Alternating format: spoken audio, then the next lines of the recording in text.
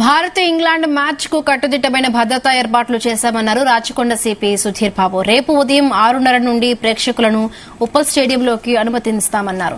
Uppal stadium చుట్టూ 360 CC కెమెరాలు ఉన్నాయని, పోలీస్ అధికారులపై కూడా నిఘా ఉంచుతామని చెప్పారు.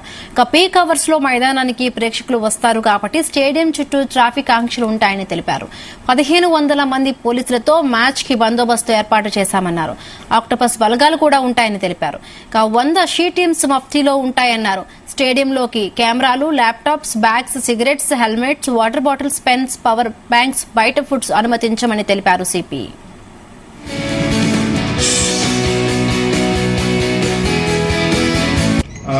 మ్యాచ్ అవడానికి సార్ట్ అవడానికి 3 అవర్స్ ముందే మేము ఆడియన్స్ స్పెక్టేటర్స్ ఇన్సైడ్ అలౌ చేయడానికి ప్రొవిజన్ ఇచ్చాం.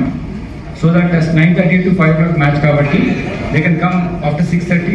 We can allow them inside. We are started a new system, evidence-based policing, where everyone ఎవరైతే పోస్టింగ్ ఉంటారో వాళ్ళు మా అధికారులు ఎవరున్నా సరే మేము వాళ్ళు మానిటర్ చేసే విధంగా ఫిజికల్ గా చేస్తాము. తర్వాత మా కమాండ్ కంట్రోల్ నుంచి కూడా కెమెరాస్ 360 కెమెరాస్ ఉన్నాయి.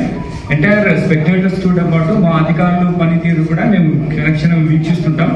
అంతేకాకుండా ఎక్కడైనా ప్రాబ్లం ఉంటే మళ్ళీ ఆ కన్సర్న్ ఆఫీసర్స్ కి మేము దాని మీద ఏం యాక్షన్ తీసుకోవాలో చెప్పే విధంగా మేము